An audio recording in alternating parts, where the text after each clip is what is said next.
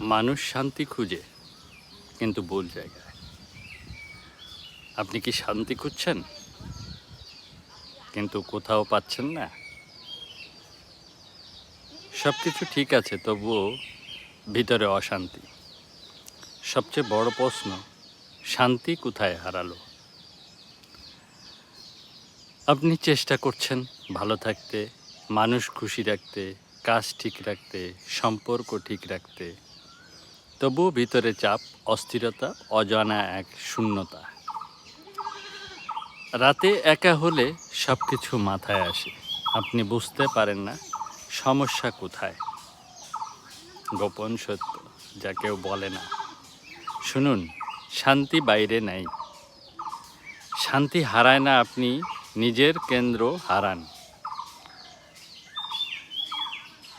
আপনি মানুষের অ্যাটেনশনে বাঁচেন, তাই তাদের রিয়েকশনে ডিপেন্ড করেন। ওভার থিঙ্কিং,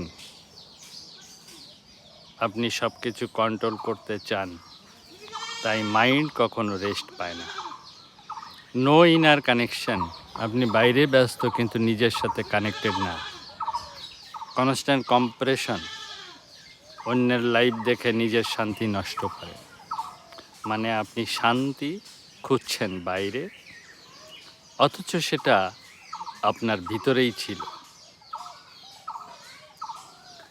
সহজ একটু সমাধান নিন, একটু থামুন, প্রতিদিন 10 মিনিট নিজের সাথে থাকুন, নিজের ভিতরে ফিরুন, কী অনুভব করছেন শুনুন।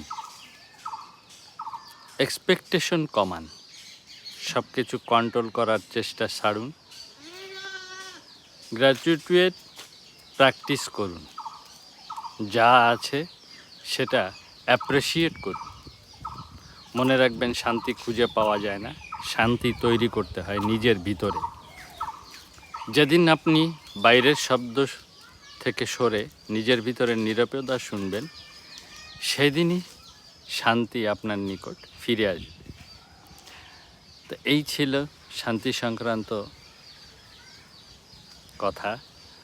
ভালো লাগলে শেয়ার করে দিবেন সকল বন্ধু, আত্মীয় স্বজন সকলের কাছে। আর সাবস্ক্রাইব করে পাশে থাকবেন, উৎসাহ প্রদান করবেন, এই আশাবাদ আপনাদের প্রতি বা দাবি আপনাদের প্রতি রইল।